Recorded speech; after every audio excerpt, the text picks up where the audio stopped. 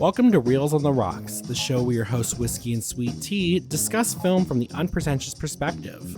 Today we're unboxing innovative adaptations with 1985's Clue. Don't forget to like, subscribe, hit that notification bell, and as always, please be advised that spoilers are ahead.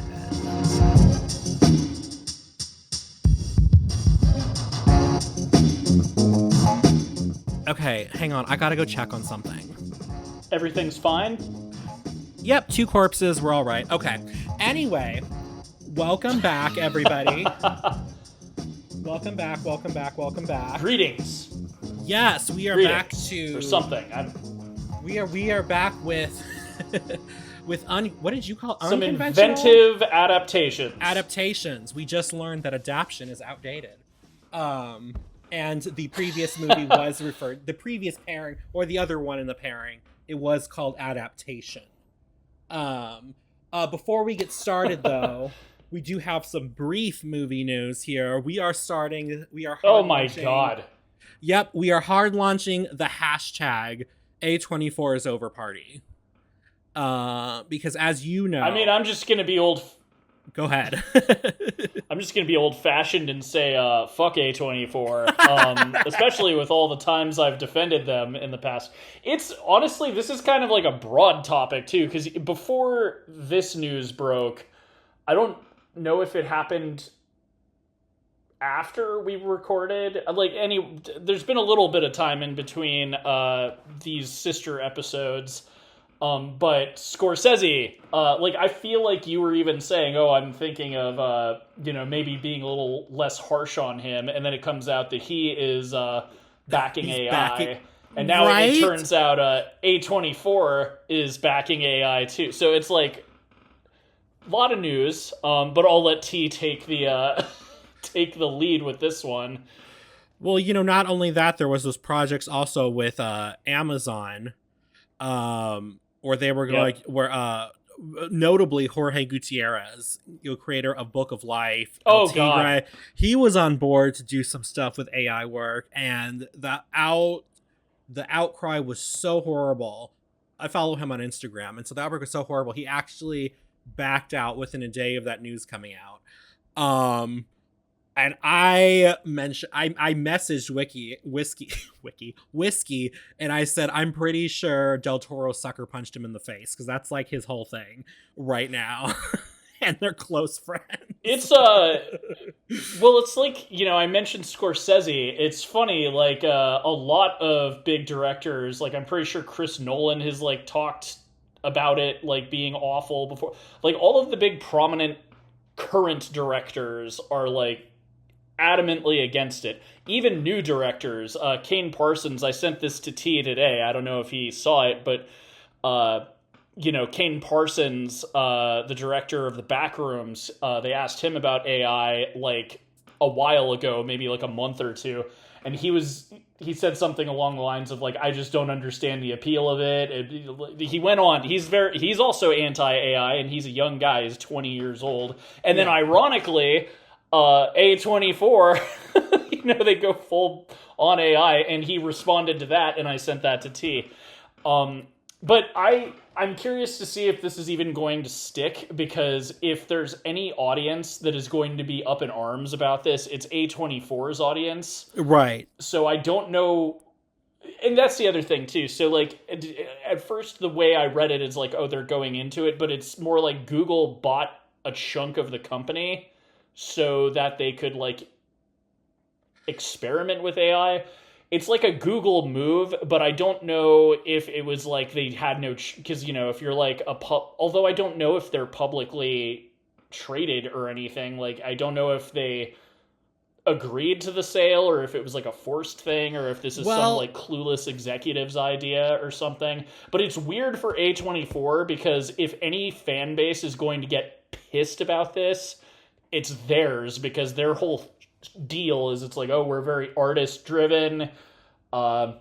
We care about creativity, and that's their whole thing is we're the art house studio. So it's weird for them of all people to get into the whole AI thing. Well, so Wired posted an article today it was either today or yesterday. Oh no, it was today at 5 p.m. Called A24 Knows You're Mad About the Google AI collab. And it's written by John Semley. Now, in this article, they quote Sophia, I believe her name is Sophia Shin. She's as the communications person at A24. And she said, let me scroll to the correct point where her quote is. There it goes. Our relationship is with our audience is something we don't take for granted, A24 Shin stresses. The partnership exists because we want to dictate what tools get built for artists, and so they have a voice in shaping them rather than having tools handed to them. We'd rather have a seat at the table than on the sidelines, which I don't know if that makes any sense to me, because you could just not, like, why do you even have to use them to begin with? Further in the article, it says the company's seat at the table rationale has a familiar ring. The AI takeover of cinema is routinely pitched by stakeholders in AI firms, incidentally, as faded. It's not a matter of if, but when. To rail against it, the argument goes, would be as futile as a man on Wednesday railing against Thursday. They want to make AI feel inevitable. So I do not understand what this is. And to be fair, so this isn't like a buyout. They basically accepted $75 million of an investment from Google. According to this article, they're Google Deep Minds, $75 million investment to develop research, to research, and basically R&D, research and development, to develop tools for filmmakers. I don't understand this. And then I don't know if you've also heard about this. This is also with all this AI stuff going on.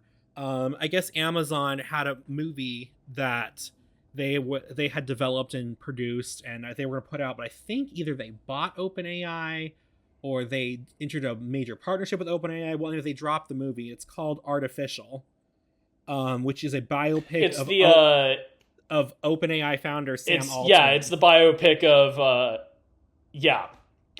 I did hear about that, and good. By the way, why are all of these AI companies named like the most sinister sounding shit? I have no idea. You've got Palantir, you've got DeepMind.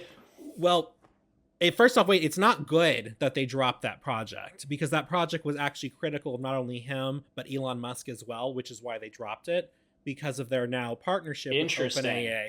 And now also we've read that A24 has also passed on it as well.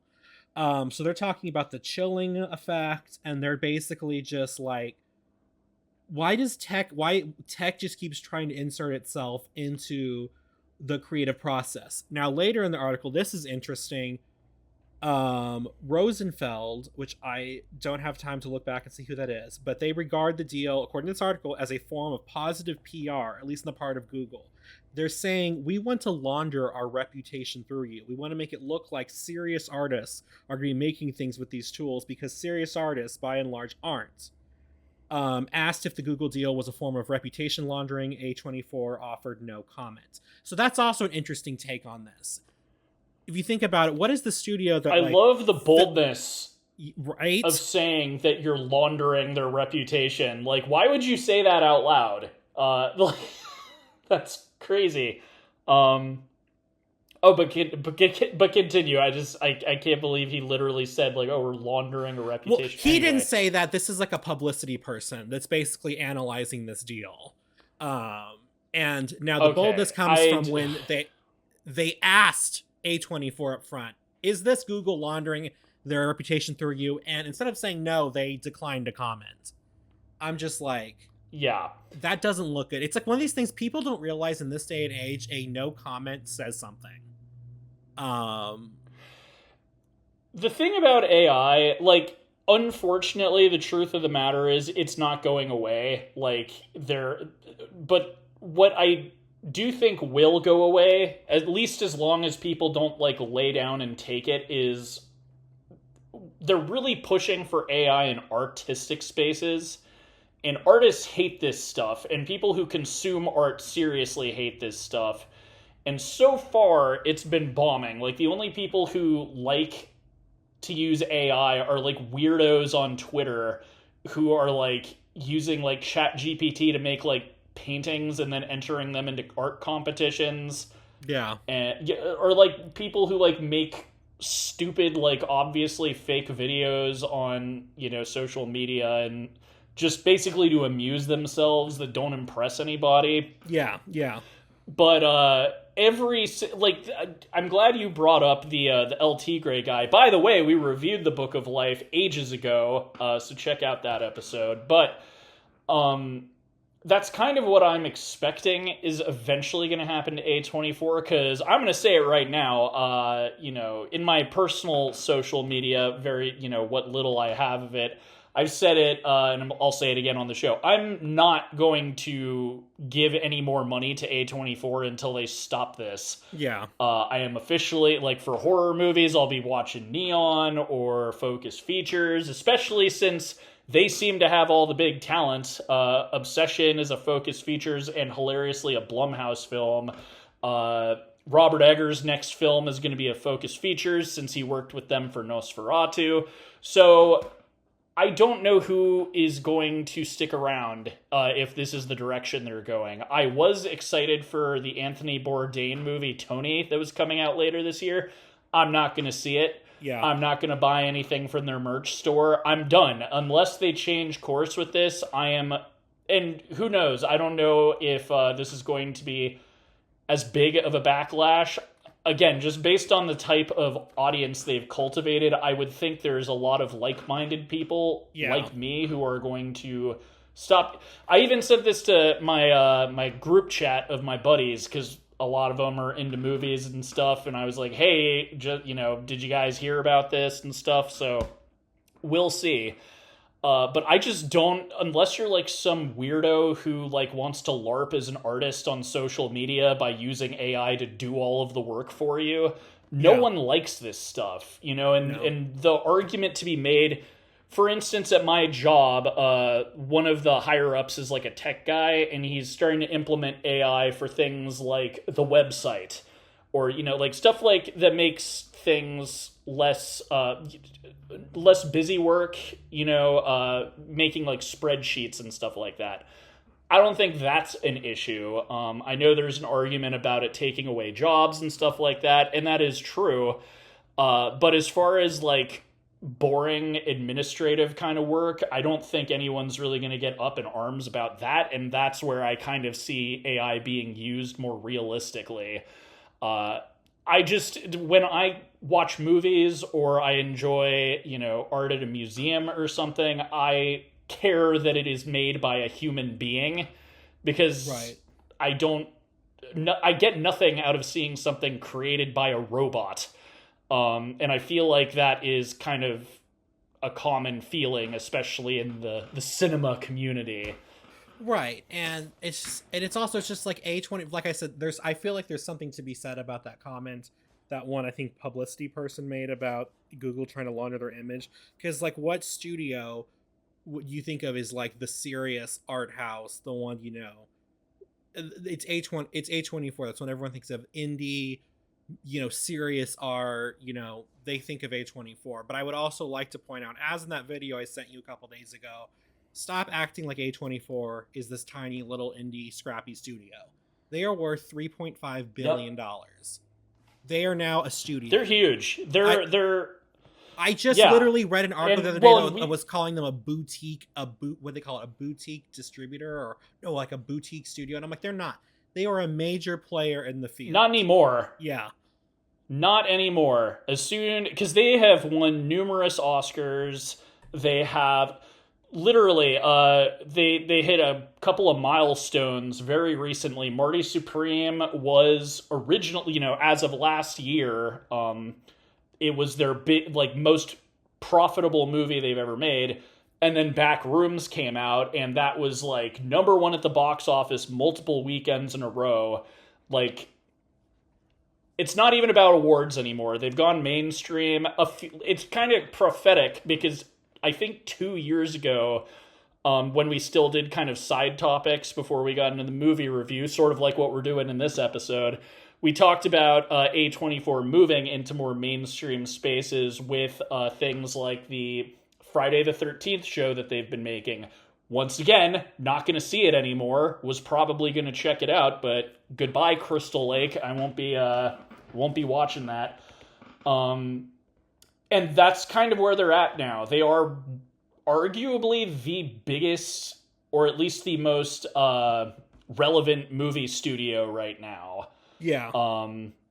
They've kind of, like, a few episodes ago we talked about Lionsgate and how, at least in the 2000s, they sort of were the A24, like when T and I were kids, because, you know, they had the Saw franchise, which was making them money, but then they were branching out, and their kind of big moment was the Hunger Games, and that's where it's like, oh, they got some Oscar nominations for things like costume design and stuff like that. I forget exactly what it was nominated for. It got them just a ton of money at the box office, and then that kind of led the way for them having much more mainstream releases. And even now they're going back to the Hunger Games to kind of get that sort of momentum back, because they've been kind of floundering a little bit. And that's where A24 is at now. They're not the boutique studio. They're not the underdogs. They're not the little guys. And this is how they chose to reward their fans. Hey, we're gonna get in bed with Google's DeepMind, and we're gonna and that too. The whole tool thing that they're arguing is so annoying, because that's the way that these tech companies argue this shit with art. In the art space, it's a tool. It's a tool. Telling ChatGPT a prompt and hitting a button for it to make your movie for you isn't a tool. It's laziness. Like, part of what it makes filmmaking so cool is that someone made something. You're not making something if the tool does all the work and takes all of the soul out of it. And I encourage anybody who agrees with what I'm saying, be mad. Be mad. Be visibly, audibly mad about this. It's the same thing in the space for actors with that AI actress that's being pushed. Yeah. And apparently she's going to be in a movie coming out. So it's like, don't watch this shit. Yeah. Be like, spread the word, be angry, and it'll go away. Because if it doesn't make them any money, they will abandon it. Yeah. So that's my best advice. I am going to be boycotting A24 as well as any of this other shit coming out. And I would encourage anybody like-minded to do the same. Yes, I agree. I'm going to say, before we switch topics, burn your A24 merch and hashtag A24 is over party. That being said, let's transfer to the meat of the episode. Woo! So we are in we're transitioning to more of a dark comedy sort of place. Today's selection, 1985's Clue. Before we get into the stats, what are you drinking, Whiskey? Well, I was trying to find... Initially, I was going to do brandy, because it's been a while since I've done brandy, and that's like what they're drinking when they go careful, into it could parlor, be poisoned. It could be poisoned, just in case. Right. Because they drink multiple things throughout this. They didn't really have like a specific beverage. That, like, at first it's champagne, then they switched to brandy that might have been poisoned. At one point, I think someone's drinking like Scotch whiskey or something. I couldn't find an interesting brandy. I'm beginning to think that the market is cornered by, like, I think it's EQ or what. It was just all the same brand brandy, which I know for a fact I drank last time I did brandy. So instead I found, I guess Jack Daniel's has a, like, extra filtered, or, like, they've got a whiskey called Gentleman Jack. Oh, so yeah, that's what that's I'm drinking some... That stuff's right. Good. So that's where I'll be. You know, since there's gentlemen and ladies in the film, and they're, you know, dressed their best for a dinner party, that's what I'll be drinking. How about you, T? So I hit the internet, as I usually do. I even painted my nails blood red for this. But I found a website called Criminal Element: Mystery Thrillers and All Things Killer. And they had a list of Clue-inspired cocktails. So they had one for all the characters. So I, of course, opted for the Miss Scarlet, which is Campari, champagne, and a dash of bitters. I did not do the twist of lemon peel, because I still have not been able to figure out how to do a lemon peel twist. I try to peel and it doesn't work. So I have everything except the lemon peel twist, but it's a nice kind of like bright red cocktail. It's very yummy. It sounds like one of the most like simple cocktails. I swear, every time I try and look for a cocktail, like last episode, again, like Charlie Kaufman doesn't drink really, but there were a bunch of like adaptation or like Charlie Kaufman cocktails, and all of them were so needlessly complicated. I was like, never mind. Yeah, but that's can I not have 10 ingredients? That's his style, man. See, like, yeah, this one, but I didn't buy champagne. I used prosecco, which I know everyone's gonna scream who are like liquor aficionados that they're not the same. I'm like, it's close enough. They achieve the same effect. So, cheers. I mean, yeah, technically most champagnes aren't even champagnes because they must be from the Champagne part of France. Yes, they have to be. They legally have to be from Champagne, France. And I think it's called champagne. So, I think it's champagne, if I remember from French. Champagne. Exactly. Cheers, whiskey. Cheers. So, getting into our movie, Clue was released in 1985. I like to think of it as very sort of inventive film. We had it directed by Jonathan Lynn, who you should know also directed My Cousin Vinny. It was written by Jonathan Lynn, with the story was by him and John Landlin, who did Animal Farm, Landis. Three Amigos, Twilight Zone the movie, etc. Oh wait. The cinematography was Victor J. Kemper, who did Mr. Mom, Vacation, and unfortunately Xanadu. Edited by I mean, if anyone's ever seen Xanadu, they only have like one good song in the entire movie, and the rest of it's kind of just like, just it's not it's not great. But at least it's like known. It's known for that. Oh, I also forgot to mention that what's his face? John Landlin also did what is it called? He did the Thriller music video, which I thought was pretty cool. We don't get a lot of. So you keep saying his name wrong. It's John Landis. Landis? Okay, see, no, then this is called Me Can't Read My Own Handwriting. Okay, John Landis. So John Landis is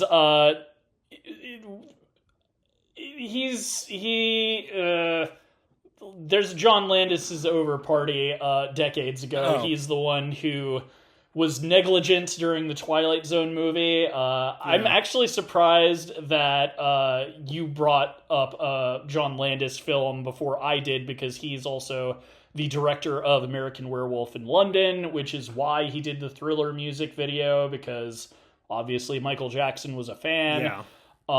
But he was also like a big comedy guy. He did Trading Places. You've already listed a bunch of stuff that he did, but yeah, he was criminally prosecuted for the death of a child in the Twilight Zone movie. So that's right. And he was kind of like and I'm glad I said something, because at first I was like, did I read his name wrong? And then I was like, no, I could have sworn it was John Landis. And then you kept saying, lately I've been watching the Thriller music video because of the whole Michael movie. So I'm like, no, it's John Landis. I know for a fact because it keeps saying his name whenever I watch the video. Listen, take a shot. Anyway, take a shot every time I can't read something because of my handwriting. And then this is fun for you. It's produced by Deborah Hill, who you probably know. She worked, I believe, with John Carpenter on the Halloween franchise, The Fog. I think she wrote with him. Did she write with him? Yeah, she wrote. Yeah, I think so. Her name sounded familiar when I was reading the credits, but I couldn't. I didn't feel like looking it up, so I was like, T, you'll get it. But yeah, I'm pretty sure she was a John Carpenter. She was his writing buddy, collaborator. Yep. Yeah. And then cinematography here, we got Victor J. Kemper. Like I said, Mr. Mom, Vacation, Xanadu. It was edited by David Bretherton, I think is how you pronounce that, who did State Fair, Cabaret, Silver Streak, and Richard Haynes. Now, his name was not blue on Wikipedia, so I did not look further. Music was by John Morris, who received Oscar nominations for The Elephant Man and Blazing Saddles. He also did music for Dirty Dancing. This was adapted from the UK board game Cluedo, which was created by Anthony Ernest Pratt. And then in the cast here, we had Mrs. Peacock, who was played by Eileen Brennan. We had Wadsworth by Tim Curry, Mrs. White as Madeline Kahn, Professor Plum, Christopher Lloyd. I love seeing an iconic actor in something other than what I know them from, because it's just I love seeing I love seeing their range. Because every time I think Christopher Lloyd, I think of Back to the Future. Mr. Green was a Michael, I think it's Michael McKean. Colonel Mustard was played by Martin Mull. Miss Scarlet was Leslie Ann Warren, and we will come back to that later. Colleen Camp played Yvette. Mr. Body was by Lee Ving. The cop was Bill Henderson. The telegram girl was Jane Wielding. The motorist was Jeffrey Kramer. And the cook was Kelly McNahara. No, I'm not Mac. Sorry, again, my handwriting strikes again. Nakahara. So we had all those people, kind of a star-studded cast a little bit. So first impressions, this movie, Whiskey, had you seen it before? Had you loved it before? Was this your first time viewing? Tell me more. Well, in regards to the cast, I'll say all the stars are here. No, but so I started watching this when I was a teenager. I was in a dormitory that had like a TV with a VHS player in the common room, and this was one of the tapes that was like available to watch. And some of the people I went to school with were like, "Oh, I love Clue. I grew up watching Clue. You got to see this." And I started watching it, and like 15 minutes into it, I was just like, which, to be fair, I'd say that the really funny stuff doesn't happen for a little bit, because I did enjoy this quite a bit. But the main reason I didn't like it, and I'll get into it more, but I think this is a pretty ugly looking movie. Once you said the cinematographer worked on Xanadu, I'm kind of like, oh, okay, so it is his fault. Oh my God. That sounds, I mean, you've seen Xanadu. It is not, it's not a very good looking movie. Yeah, it's not. So like, we'll get into that later, but that's pretty much my chief complaint, especially like if you've played Clue or Cluedo, the artwork on the box and also in like the instruction manual is very cartoony and vibrant and colorful. Mm-hmm. And this movie is none of those things visually. This is the only really thing I dislike about the movie. And even like with the costume design, I feel like they could have been more colorful. Like maybe it's like just with newer boxes on Clue, but I remember Professor Plum being like all purple, Miss Scarlet was red. So, which is like, I actually looked up why that was.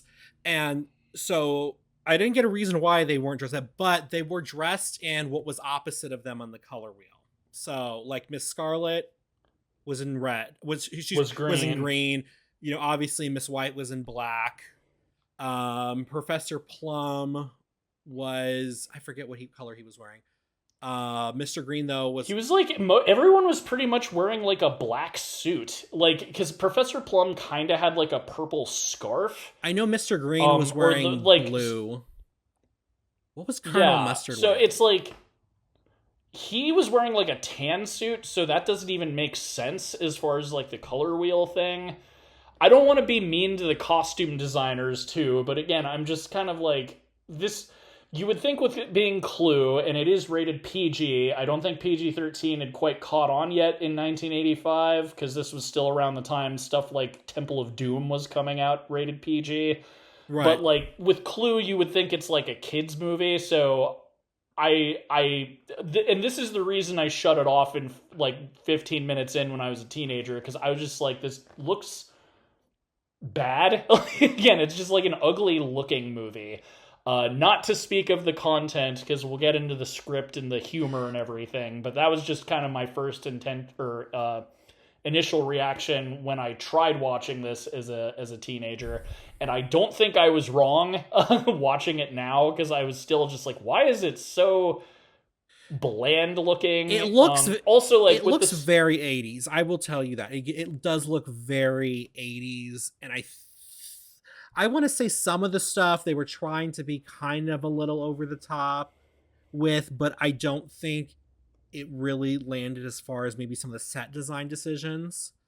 I feel like if you're going to have color, because the other way they could have done this was like shot it in monochrome and do it like an old Agatha Christie movie and just have it, it could be like Young Frankenstein where it's in black and white, but it's like it's funny.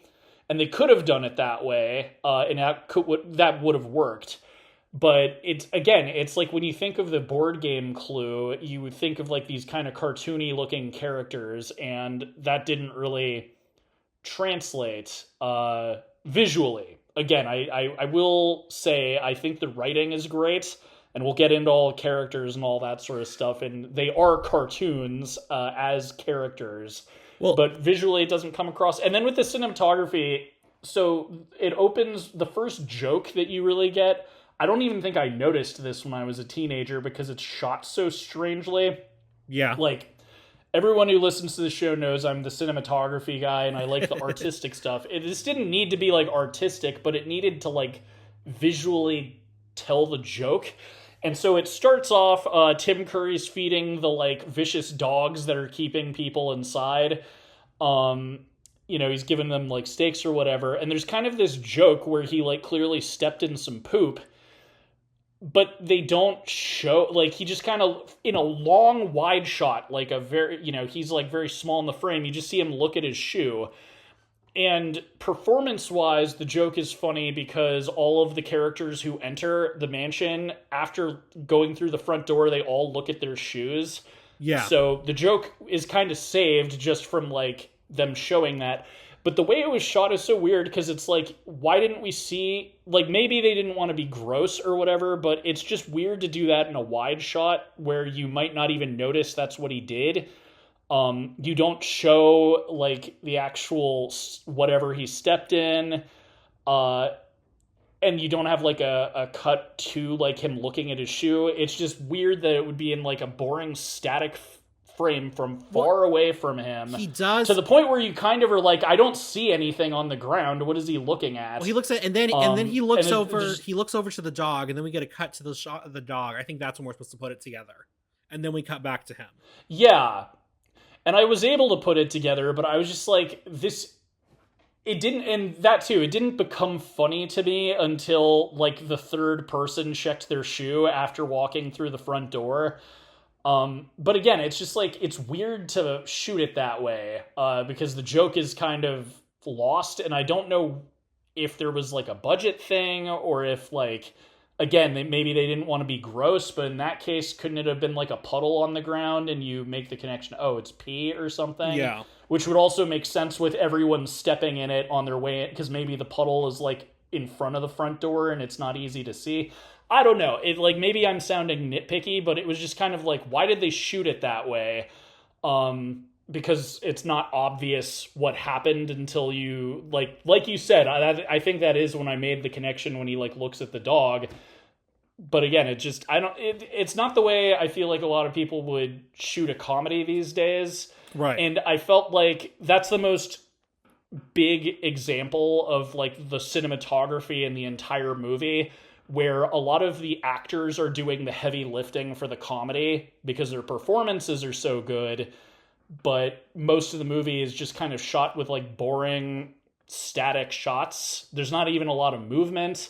There's towards the end of the movie, there's that bit where Tim Curry is like kind of jogging around the house and stuff, and they're like panning around with him, but I don't remember there being a lot of movement either. So I don't know. That's just me. I think it looks kind of ugly, and I think that's kind of my biggest problem with the movie.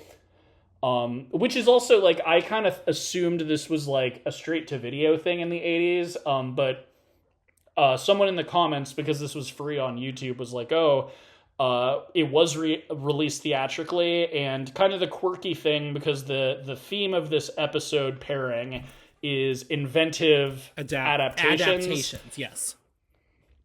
Inventive adaptations. And this is interesting because it's based on a board game, and how do you adapt a board game when there's multiple winners and losers. And the way that they did it for this film was multiple endings. Yeah. And apparently every theater got a different ending. So like you go to see it and you could get one of 3 different endings. Yep, I was gonna get to that. So we'll jump to that. So when Clue came out, I believe they said, and what I read, that was actually Landis's idea. I think that's what they said, of having different endings. And if you think about it, the thing about Clue is much like every board game, you don't know who's gonna win. Specifically in Clue, the whole concept is to figure out who the killer is, and it changes every time. So I think that was a smart idea to stay true to the, it's kind of like one of the things that like people always say there's like never a good video game adaptation. I feel like this was trying to preserve some of what makes board games good, is that there are multiple ways that it can end. So this was sent to theaters as, it was supposed to be mysterious as to what theater got what. Some theaters did advertise what ending they would have, as far as it was Clue A, B, or C. And so it was different theaters got different endings, or like in some cases, I'm assuming it was cases where there was Metroplexes, because this was kind of the 80s was sort of the start of like the Metroplex movie theater. I'm assuming those would have ones, maybe like different screening times had different ones. My mother worked at the theater at this time, and her theater showed all 3. And she said, yeah, the reels were literally labeled Clue A, Clue B, and Clue C. So we had 3 different endings here, 2 possible suspects. We also had sort of like what I like to call the Agatha Christie ending, which is very much in the vein of Murder of the Orient Express, where they all did it.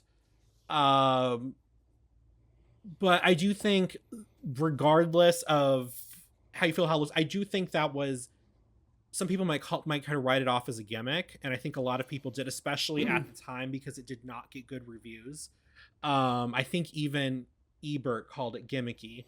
I do think, though, the concept of the different endings is a fantastic way to adapt something that does have an open-ended ending, such as a board game, specifically one where you're trying to solve a murder. It's not like it's like it's like an open world exploration game or something like Death Stranding or Skyrim or something. So I actually do like the concept of them. Now, when you watched it, because you only saw the home release, you got the version that shows all 3 endings. It says it could have happened, or maybe it was like this. Then it showed the second ending. Yep. And then it went to the third ending, and it said, but it definitely happened like this. So last year when they re-released it for the 40th anniversary, I went and saw it 3 nights in a row. Because every night had a different ending. It was a different. Exactly. There you go. And it was so funny because the first night was on the weekend, so it had the most viewers. And there were people that were older than I am that were like, well, where's the rest of the endings? And I was trying to explain to them, when this came out, that's not how it was screened. You kind of went in not knowing what ending you were going to get. But because it didn't do so well at the box office, and because a lot of people didn't go to see it, there was still a lot of people who were of age when it came out that still have no idea that's how the movie was intended to be seen. Even on DVD, I believe it's on DVDs, and I'm assuming on subsequent releases, they even have a ending randomizer, where they will show you one of the endings when you watch the movie. It'll just pick one of them, so to kind of preserve that original experience. So again, that was very cool. So I do think that whole concept was great. I do not agree with people that say it was gimmicky, because to me, gimmicky means it adds nothing to the spirit or story of it. But to me, that really preserved the spirit of the game. You don't know who did it until the very end. So what are your thoughts on all of that? So one thing I was kind of curious about, because, I just rented this on Amazon. Or no, I didn't. I watched it on YouTube because it's free. As of recording, if you want to see the movie, there you go. It's free with ads. But I was curious, how, because I never finished the VHS tape in high school, so I didn't know how they did all the endings. Um, so going into this, I was like, well, it's clearly going to be the home video release. Yeah. So I'll see how they did it. Like one thing I forgot to like say it when I was talking about the multiple endings when we brought this up, but that's part of the reason. Like I kind of assumed this was like a straight to video movie. I didn't realize it was like released theatrically, partly because again when I saw this as a teenager I thought it looked really ugly, and I'm like, oh, it's probably not like which is weird because it, even at the time it's like, oh my god, every actor is like a big name actor, Right. so like, why are they well, they're doing it because it's the Clue movie. But anyway, obviously I saw all three endings. Do you know if they did it in order, A, B, and then C? Oh, like you mean like on the on the home release? If that was the order, A, B, C? On the home release, do you know if it was in order? Like A was, because the way it is just how you described it, which I actually think kind of works. As far as it being gimmicky, my judgment would be, does the whole rest of the movie work until the ending? And my judgment would be yes. I think the comedy writing is strong, and at least like when you see all of the endings, I like that all of the different like clues leading up to it still make sense, even when they change who the killer is. Yeah. Because it's like they'll find out, oh, this guy who came to use the telephone used to be employed by the killer. Yeah, yeah. And then they had different reasons. So like, I think it works. I definitely liked different endings better than others. The Agatha Christie ending was actually my favorite. There's a warning before our show, but spoilers before I say anything.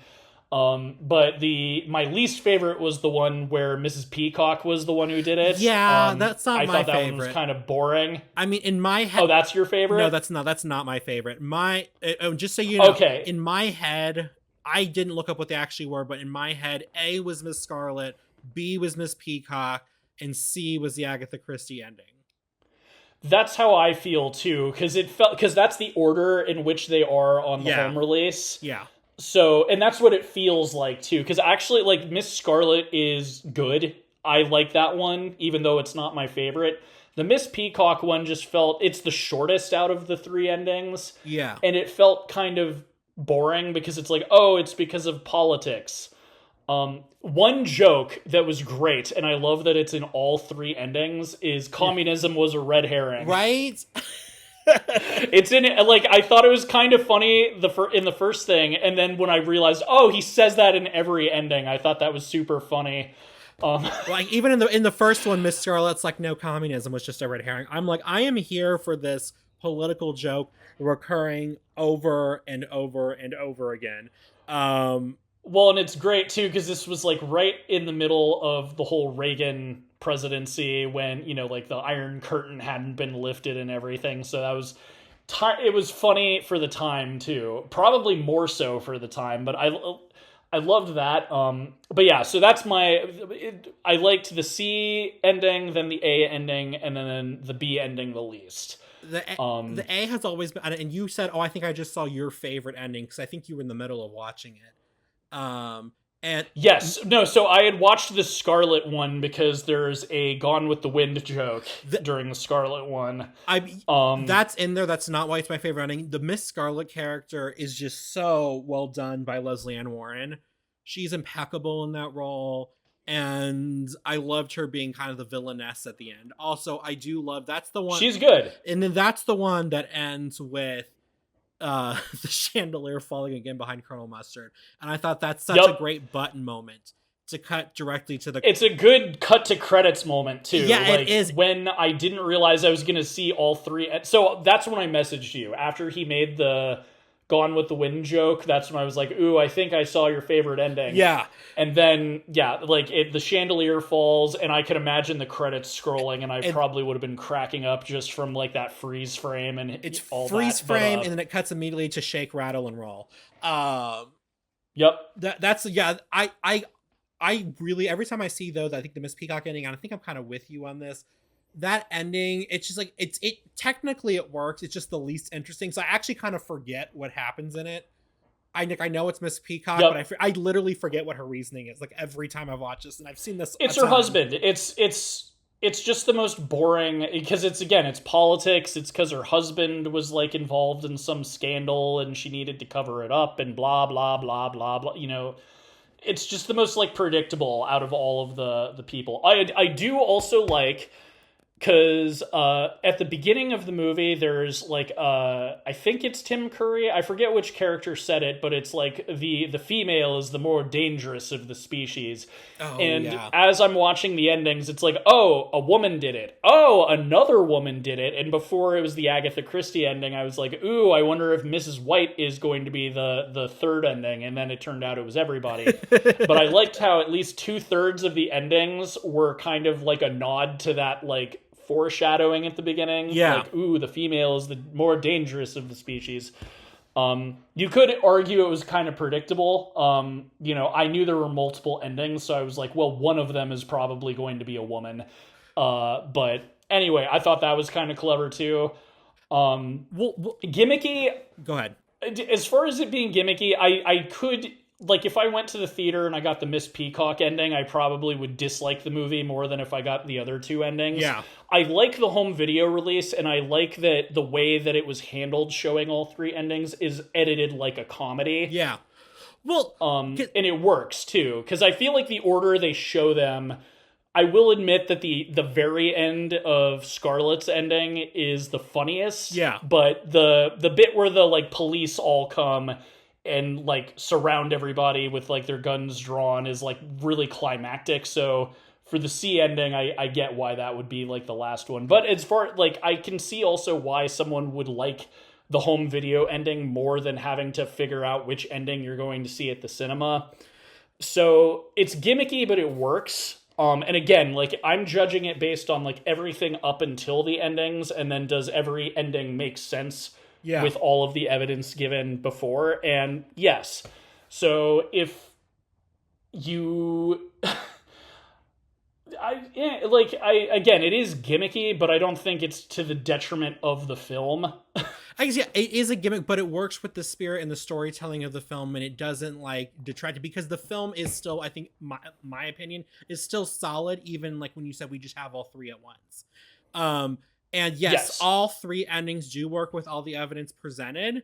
Some people believe that the third ending, where we find out Christopher Lloyd killed Mr. Body, people are like, oh, but he shows up at the kitchen. Technically, yes, but he's off camera for like, I think they said like 3 minutes or something, and that is enough time for him to go and commit the murder, so it's not really a goof or a mistake. I'd also blame the bad cinematography, because it's kind of like, did they if you can't show the pee or the poo on the shoe at the beginning of the movie, did they actually show him enter the room late?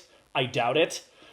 You know what I mean? Yeah. Like that's the sort of thing with the way this movie was shot. I could see like them screwing up and like just not showing him enter late, because that's what everyone would go back to see, is like, oh, is he the last one in the parlor?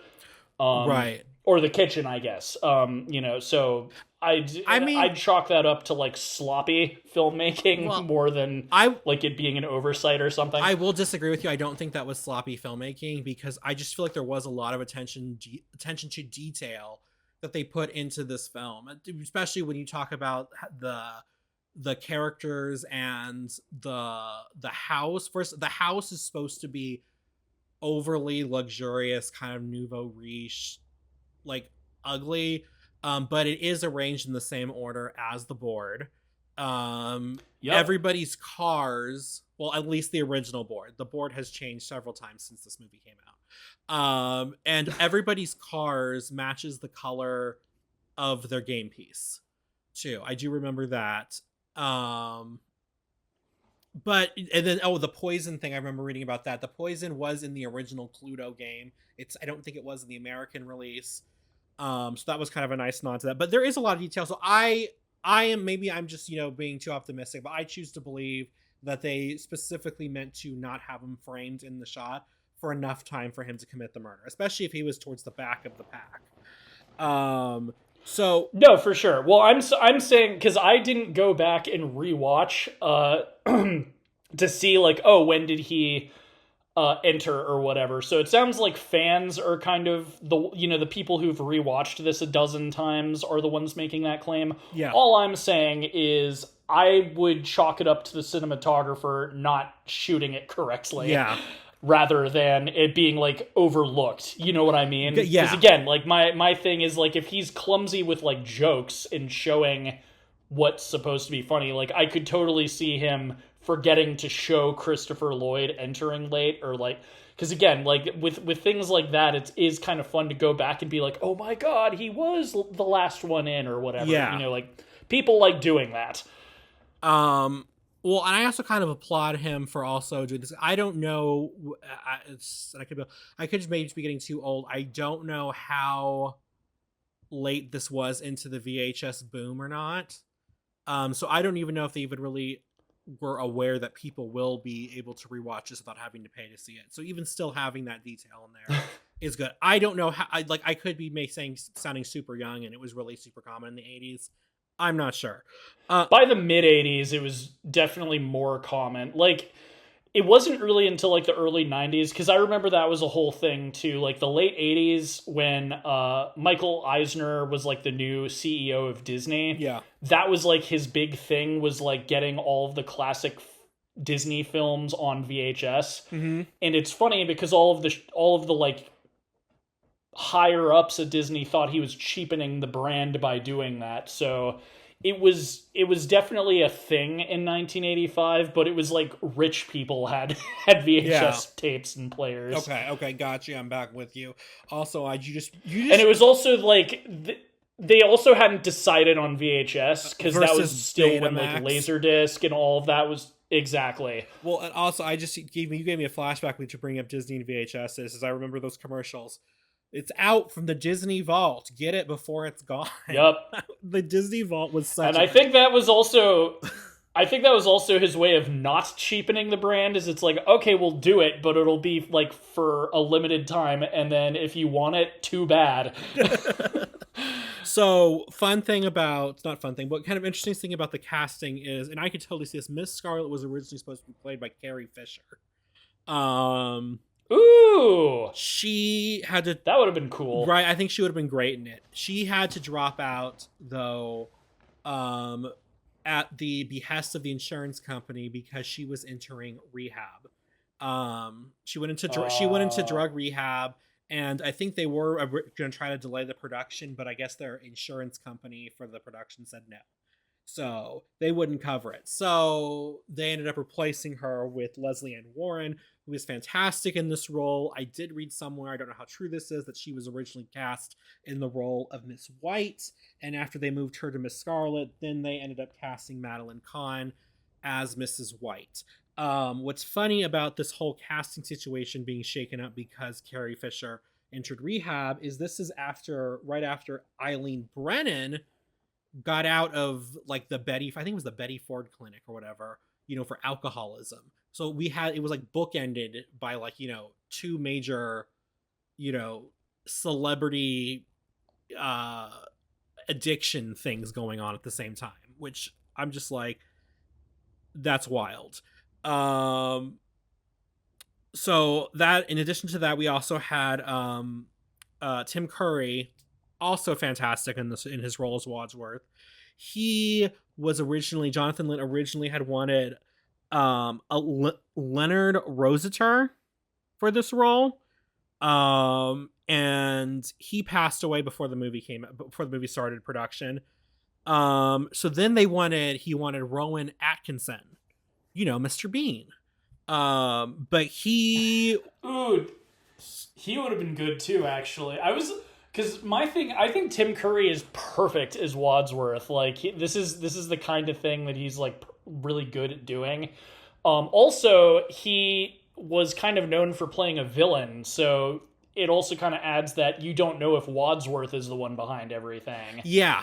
But man, Rowan Atkinson would have been super funny. Well, they said because he's got his like dry way of like he would have been good. I think, and also I could see him as like a butler. I think he was doing his. There was that TV show, not Mr. Bean. He also was on. I think it's called like Blackadder or something in like the late '80s. So that was like around that time. That would have been a good casting choice as well. But I think Tim Curry killed it. I all-star cast, everyone did a good job. But I feel like he's kind of the standout. Oh, he needed to is. be because he's sort of the one. Yeah. Well, they said they passed it on Rowan because they said American audiences wouldn't have been familiar with him. Which is so funny. Oh boy, that's rich. He's so iconic. Probably right in 1985, but it's funny hearing that nowadays. Well, and then you also, because you're a music head, much bigger than I am, you probably recognize Lee Ving as Mr. Body because he was the front man of the punk rock band Fear. And then we also had Jane Wielding as the Telegram Girl, who I believe was the guitarist for the Go-Go's. Okay, they both looked familiar. I didn't, again, because this is your movie, I was like feeling lazy. I didn't feel like looking anything up, but both of them looked familiar. Well, and especially her too, because she sings. Yeah, she sings. So I mean, like, so I was like thinking, had her moment. Yeah, right. Well, like while she was singing, I was like kind of thinking she seems familiar. Is she like from a band at the time or something like that? Yeah. So yeah. No, and they were both good too. Mr. Body, obviously he is the murder victim at the beginning of the movie, but he's so good at being such a jerk. Like, well, he just looks, and that too. He's a jerk, but he just looks devious. Yes. But man, like all of the characters are so good in this. I also like because they reference the game, but without it being obnoxious. And one thing, if you've played Clue in the past, there's like a set like 6 murder weapons, or it might be 6. I think it's 6 because of the movie. Yeah, maybe there were 7. Whatever. Like, I like how he presented them all with a present, and it's all like as they're opening it. I'm sure everyone in 1985 was pointing at the screen like Leo DiCaprio in Once Upon a Time in Hollywood. It's the rope! Like, oh my god! It's the rope. It's the gun. It's the candlestick. To me, the famous one will always be the candlestick. It's just such a standout piece. It's such a funny thing to think of, like, using as a weapon to kill somebody. Like, I remember the first time I played Clue, I was like, a candlestick?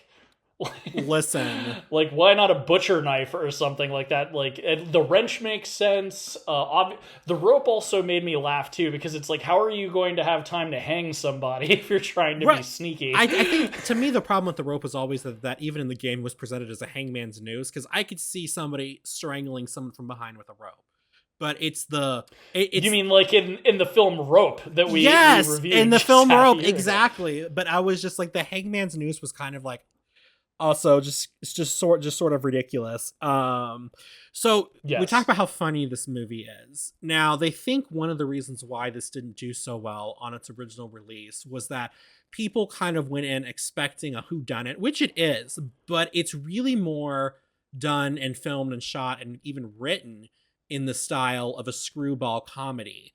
I believe it was either the he's the same person, so it was probably it's John Landis. Yeah, it's straight up John Landis. He's a comedy guy. Like, I mentioned American Werewolf in London, and that's a horror comedy. Yeah, like he happened to write and direct a really good horror movie, but it's also a comedy, and he was known for being the funny guy. Like, again, he did Trading Places. He did, I'm blanking right now, but he was a comedy writer. I love the Three Amigos. That's like my favorite, I think, of his. I love the Three Amigos. Exactly. So that's kind of his background. So I'm straight up saying it's funny because John Landis co-wrote it. So, well, they said that he had them all watch. He set up a screening for them to all watch. I think it was His Girl Friday. Like how he wanted their lines to be delivered, so they could study that and see how he wanted their characters to behave and deliver their lines. So this was really set up more as like, kind of like a 50s, 60s screwball comedy, or even like, I forget how far back that goes, maybe in the 40s. And I think it's one of these things where I put this as the same category as Down with Love. People didn't know exactly what to expect or take away from the movie, because they expect one thing based on previews, trailers, and they go in and it's different because they didn't know how to market the film. And I think that really. Well, I guess that kind of brings up when you mentioned all of the info at the beginning of this, but you neglected. Was this a box office bomb? It was, because you didn't mention the budget and the gross and all that stuff. So how did it do? So this one had a budget of $15 million. Not bad, but it had a box office of $14.6 million. So.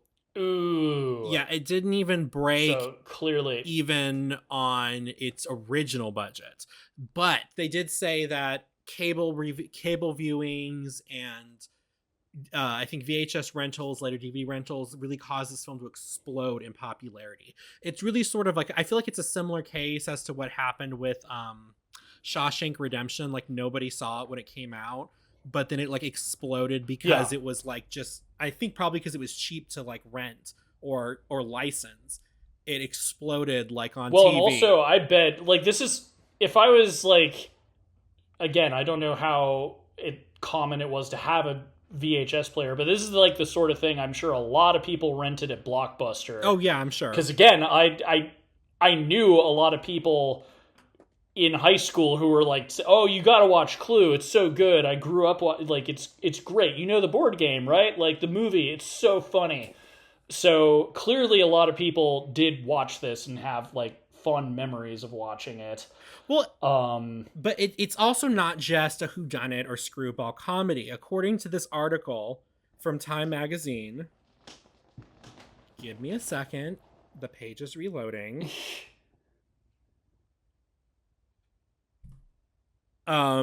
So Time Magazine last year for the 40th anniversary wrote an article on December 31st by Julio Capo Jr. called "The Surprisingly Profound History Lesson That Is Clue." They talk about how this was not only a funny comedy mystery movie, it was also sort of this political satire that was sort of an undressing of the way conservatism was being kind of rebranded and re-pushed upon the American people in the 80s by kind of revisiting, because they considered the 50s and 60s the golden age, whatever, of America. And so it was kind of like going back and we're seeing what the conservatism in America looked like. It was this paranoia. It was this panic. It was secrets. It was deception. It was the McCarthy trials. We had that going on on the TV. It was discrimination against people, like in the case of Mr. Green. It was kind of really like the article even says the phrase, it was like holding up a mirror to the political landscape. And I think they even call it an undressing of conservatism as it was in the 1950s. And I think when you really look at this movie and see that it has not only this entertainment value, but this depth and messaging as well, I mean, come on. What more can you ask for in a fantastic PG board game adaptation? Adaptation. You will never let me let that go. Are you saying, T, that communism was a red herring? Yes, I am. We literally... Well, so to your point, I think this bombed probably because I think the multiple ending thing could have been annoying depending on how your theater handled it. Yeah. Because if this came out now, I would be like, oh, okay, can I choose which ending I want to see? And maybe I don't know like what happens in each ending, because like I'd be like, okay, which one do people? Maybe I pop on Rotten Tomatoes and they have like a popcorn meter for each of the endings, and I'm like, oh, everyone seems to like C the best. Yeah. Can I go see C? Like, I could see that being annoying. Like if you go to the movie and you don't know which one you're getting, and you get the Miss Peacock ending, and you're like, I liked it, but that ending was kind of short and predictable and not that funny. Yeah. Also, I feel like I think the next segment will be just about the writing, because I think the writing is A+. It's ironic that our sister episode is about my favorite screenwriter, because I think the writing in this film is the best thing about it, and the acting. Like, those two things go hand in hand. Again, the comedy writing and the performances make this fun to watch, because again, I think it looks ugly. Yeah. The writing is really funny, but I don't think little kids would get it. When I was watching this, I was a teenager, and I didn't get to the funny bits, so I have a feeling I would have seen what everyone was talking about and been like, oh yeah, it's really funny.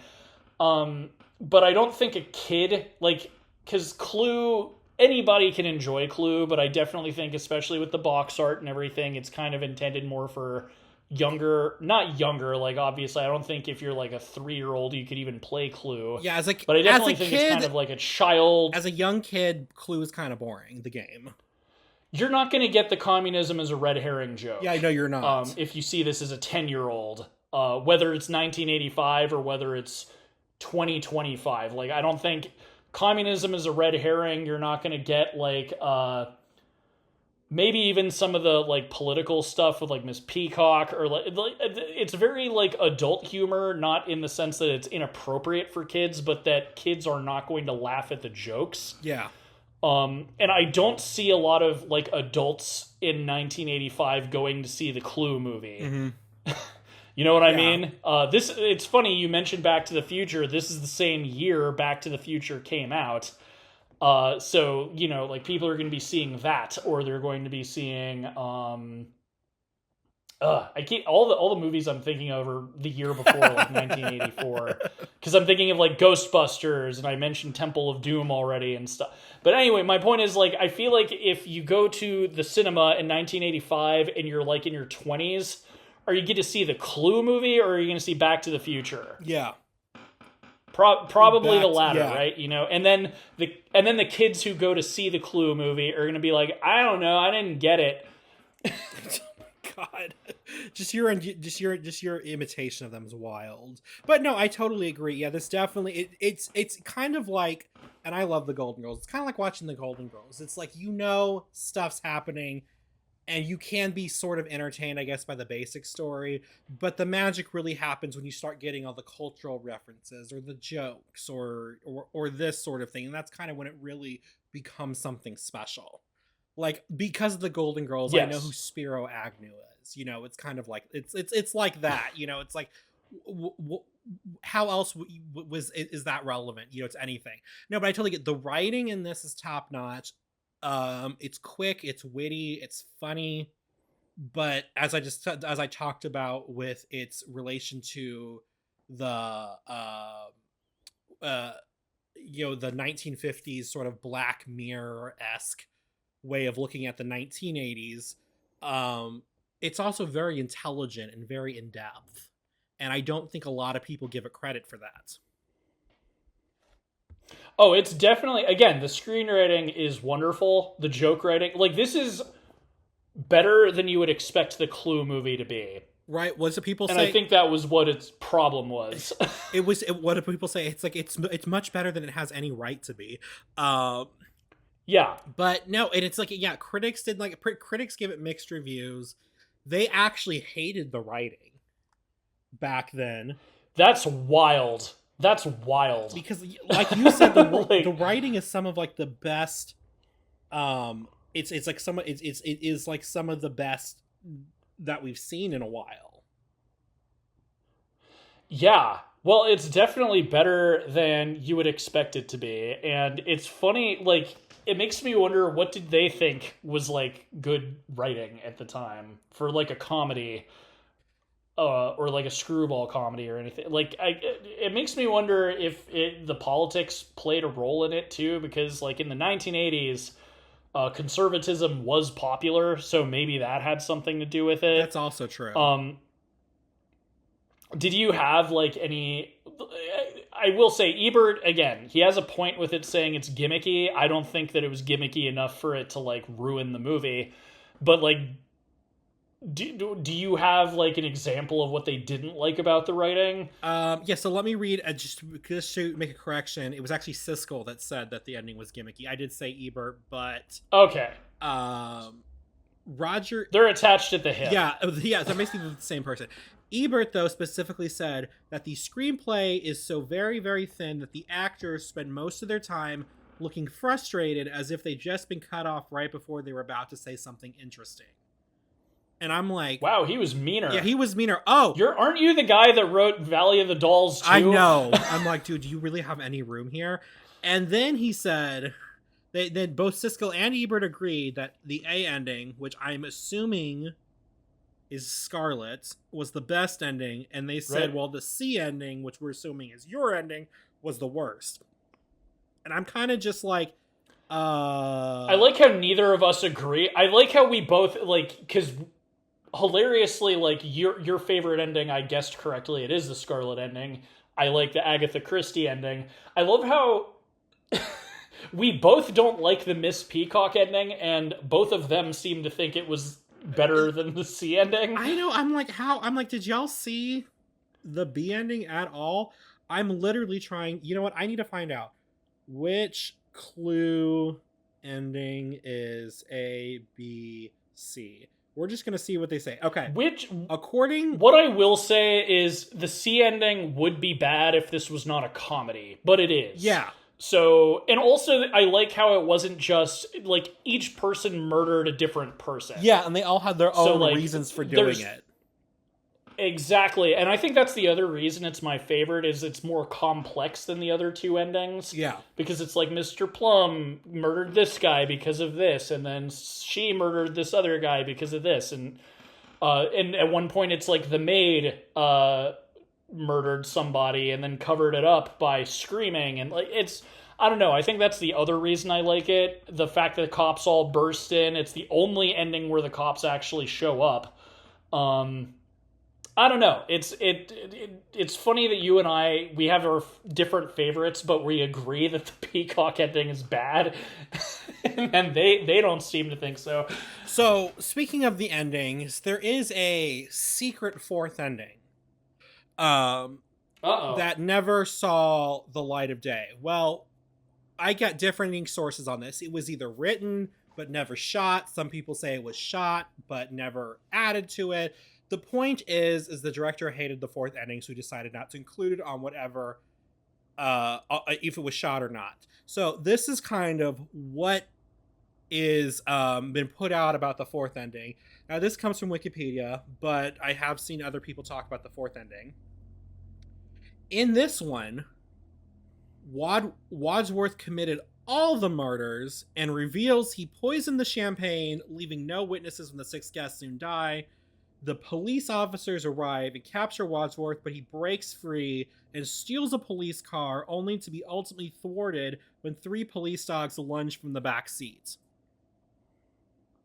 And that would kind of be like where it cuts to shake, rattle, and roll. I kind of agree with the director. I will say I still like it better than the Miss Peacock ending.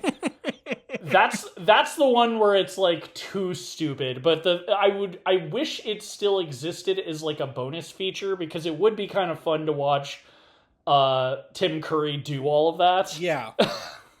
Like, because of it being him, I actually would like to see that ending, even though I kind of agree it's not, like, it's too much.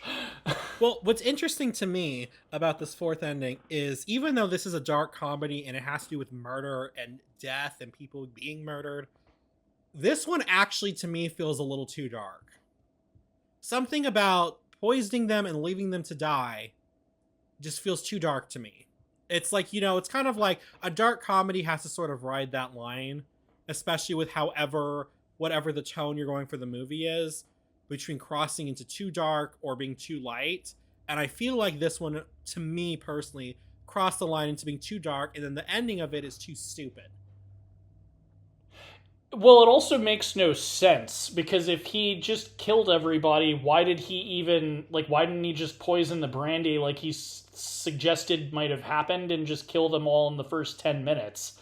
Like what was the whole point of going through the rigmarole of tricking them into thinking he wasn't the murderer? And then what's the whole point of him calling that when I said it's too much, it just doesn't make logical sense. Like, if he was the murderer, he just would have poisoned the punch bowl, everyone would have died, and he could have left, Whiskey, with nothing. It just doesn't make any sense. Don't you like to play with your food? And then the other kind of silly...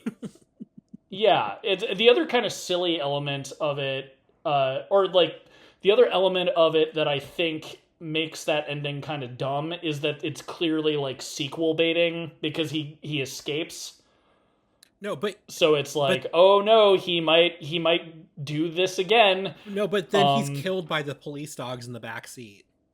Is what the ending is supposed to be. Oh, yeah. Never mind. Well, then again, and it's kind of everything's pointless then. It doesn't mirror the game because that's, again, it's no one solved the murderer. He just exclaimed that he was the murderer. I mean, I guess it's been a while since I've played Clue. If you are the murderer and no one solves it, is that a thing that can happen? Can you just win and get away scot-free? Well, here's the thing. Nobody knows who the murderer is until you open the envelope in the center of the board. Even if you are the murderer, you don't know that. You don't even know. It's once somebody's opened the envelope, if whether they're right or wrong, and again, you don't know which part they may be. They may be partially correct or completely incorrect. They could have the right weapon, room, but wrong person, etc. They have to leave the game because now they know too much. So okay, it's kind of like one of these things where it's not like Among Us where you kind of know that you're the killer. You're just everybody's trying to solve it, which I always thought was wild to me because you could solve the case without you're the killer. But that's just it's one of those logistical things that you're still trying to play the game.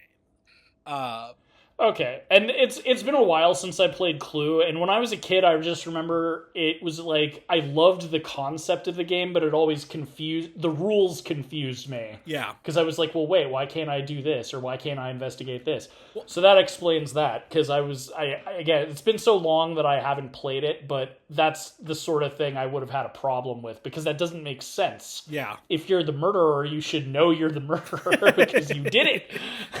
It's basically you're role playing, and then you find out it's like a guessing game essentially. Basically, it's that, and you do sort of reveal. There are ways to reveal clues. Essentially, basically, what it is you have to find out. It's almost like Go Fish, sort of. It's you basically have to find out what's in everybody's hand because everybody's holding a weapon, a room, or they're holding some combination of rooms, weapons, and characters.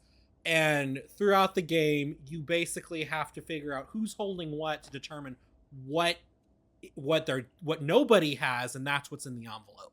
Now, it's gotten really confusing over the years. I think they've tried to jazz it up. I remember there was a version I played where they added a ticking clock option to the game, where essentially if you draw four clock cards, then the game's over. It's the murderer got away is that idea, which I think is stupid. Which is whenever I played that version, I'd always just leave those out. But they've done different things to kind of refresh the game. But I do think the basic one, which is what I described previously, works the best. Right? It's making me want to go on Amazon and buy some, maybe a classic version if they have it, just so I don't have to deal with that crap. They do have Go ahead. You know what they should do to jazz it up? You know how Monopoly has a million different versions just based on popular franchises? They need to do different clues. You know what I mean? There needs to be a Lord of the Rings clue, or a Knives Out clue, or I know Disney clue. I know variations do exist because I, for example, have the Golden Girls clue. I think. Oh, cool. I think my mom has the Firefly clue. I know there's a Scooby-Doo clue. But the Oh, that would be great. but and according to this, there's also a What We Do in the Shadows clue, which I think you would enjoy. Oh man, okay, maybe that's the one. I'll like if I'm. I've got my little board game collection, so maybe I'll seek that one out because that would be pretty funny. No, yeah, Clue's great. How do you? Well, the murder weapons are going to be things like garlic and a stake and a cross, right? Because you're like a bunch of vampires, so it's like, oh no, how did you kill Peter or my God or Vlad or whoever? Well, like I know in the Golden Girls one, it's finding out because they keep it like G-rated for the Golden Girls. It's like who ate the last cheesecake or something like that. I'm trying to go. What are the current murder weapons include? Because stuff changes throughout the day. Because there's the classic ones, then they got complicated, then they've swapped stuff. I'm trying to see like what is the current. So the mainstays are the can. The reason I bring that up is because that's why Monopoly is so novel. Is like no matter what version of Monopoly you buy, the rules are exactly the same. They just change little things based on whatever property it is. Yeah. And the reason I say that about Clue is it's like instead of adding annoying features nobody wants, like, a time limit or something, it's like, why just exactly like that, a What We Do in the Shadows clue. That's funny. So now you're playing as a bunch of vampires, right, and you're seeing who murdered one of the vampires. It's like all the rules are the same, but you just have novel little changes that appeal to whatever fan base you're, doing. Well, like I think I remember this. So the classic weapons, as we know from the movie, the candlestick, the dagger, which for the gun, which is the lead pipe, the rope, and the wrench. And just in the American versions, the revolver is usually it's all the guns. Gun or the pit. Oh, right. Oh my God. In the American version, the dagger was called the knife. There were some changes like that. They introduced other stuff throughout the times. I remember the one I remember is they introduced an axe, a trophy, a dumbbell, a poison, and a baseball bat. Then there's variations where they had a harpoon, an oar, a campfire spit, a hypodermic syringe, a fire poker, a dog leash, an ice pick. They just had they've introduced different stuff over the year. But again, the classic is where it's at, and the classic is still available. I mean, our box artwork has been refreshed, but I don't think that affects the gameplay that much. You should be able to find one for yourself. There you go. Now, now that I know that there's a What We Do in the Shadows one, that's probably the one I'm going to buy because that's really funny. Before we go, there's one thing I want to touch on, which is how progressive this film is in its character of Mr. Green, which made sense as far as the McCarthyism, that they were going on. That was a real thing, that homosexuals were considered security threats because they were considered, I don't know, more likely to be tempted, I don't know, or because they had a secret to hide or something. Well, the way they explain it in the movie is kind of not that it's true. Well, here's the thing: it's true because you're bigoted against gay people. Like, they're a security threat because you can blackmail them, but you can blackmail them because it's frowned upon to be gay. Yeah, it's a self-fulfilling prophecy. In the 50s, so it's like. Right, so it's like, if you didn't hate gay people so much, they wouldn't be able to be blackmailed. Right. Because then they wouldn't have to be afraid to come out. And I'm 100% sure from what I remember of reading in queer history, there was never an example of gays turning over state secrets or something to stay hidden or anything like that. But that's why I loved Mr. Green. I think that's why I don't love the Sea as much, because I wish they would have let us keep Mr. Green as the queer hero, because in the final one we find out he's actually straight. He was undercover. Yeah, I forgot about that. Which, I mean, it works on he's not a stereotype. Yeah, I mean, except for the fact they kind of made to be fair, they made kind of all the men pretty cowardly, so never mind. I was about to say they made him kind of weird, but no, they didn't. All the men were kind of equally stupid, and pretty slapsticky. Oh my God, let me talk about the character writing a little bit, because speaking of Mr. Green, I love, like I said, that he's not a gay stereotype. I didn't realize until it's revealed in the blackmailing stuff that he was homosexual, and it's like you can kind of go back and be like, oh yeah, he didn't like try and hit on any of the women and stuff, but it's not like overt. He doesn't like speak with like one of those like gay accents. He doesn't have a lisp or anything. He's not like having sassy dialogue or anything. It's like he's just he's accident prone. Yeah. Like they didn't even make his homosexuality his like silly trait. Yeah. He's clumsy, which is funny. And it's funny, and it has nothing to do with his sexual orientation. So that's really good. I also like that Colonel Mustard is an idiot. But the joke, like, instead of just being a flat-out complete dunce, like, he's so stupid he doesn't know when he's being stupid. Yeah, he doesn't. Like, there's, like, points where they, like...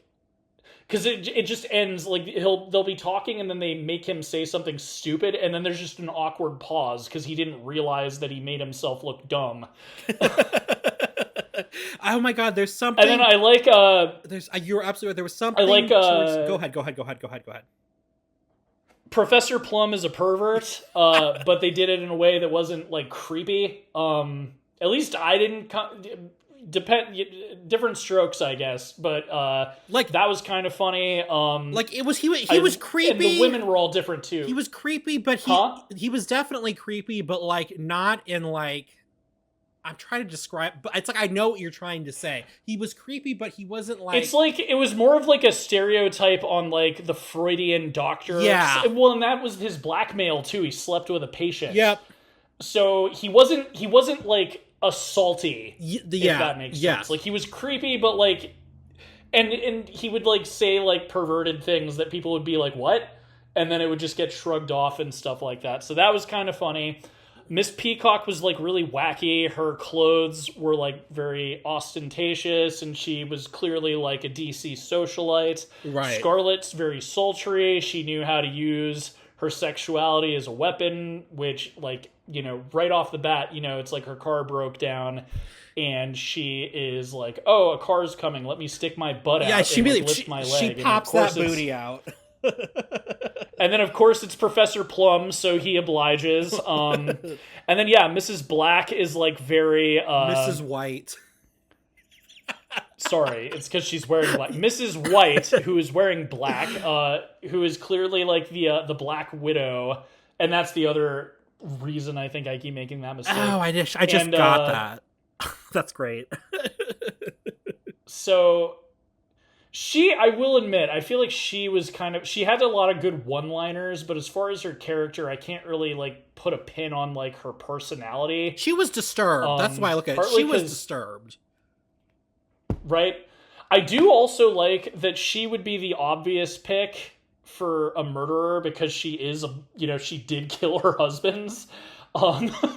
So I like that, like... The only time she killed anyone was, like, the ending where everybody killed somebody. Right. Like, she wasn't one of the single killers. Right. Because it'd be too obvious. Oh, yeah. See, that was smart, too. So, yeah. The characters, chef's kiss. This movie is just so iconic. Yes. We're getting about to that time. So do you have any final thoughts here?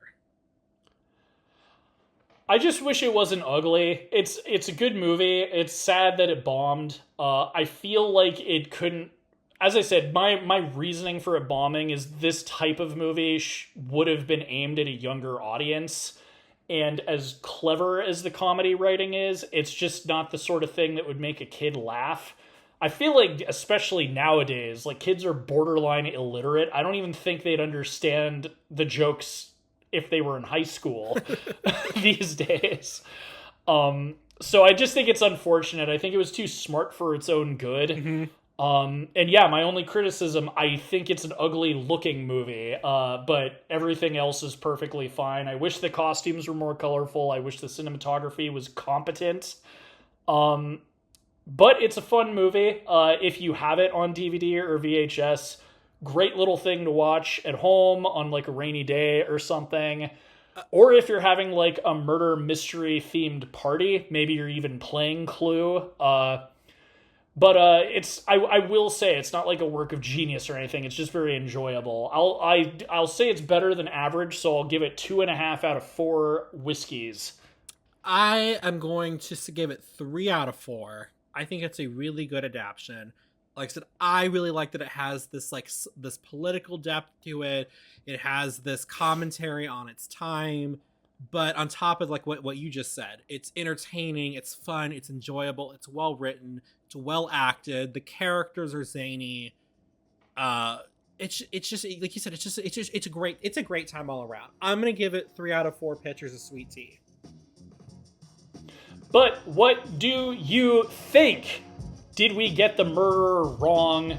Are the police gonna bust down our door? Do we know what we're talking about? Let us know in the comments if you're listening on YouTube Music. If you liked anything you heard, we've got so many episodes. We even alluded to many of them in this episode. But stay tuned for another themed pairing. We've got something in the very works. original coming. Love that. But thank you for talking with us, or listening to us talk, I should say. Until next time, I'm Whiskey. I've been Sweet Tea. Keeping it Kino. And suck it Scorsese, and hashtag A24 is over party. Fuck A24. See you guys next time. Bye.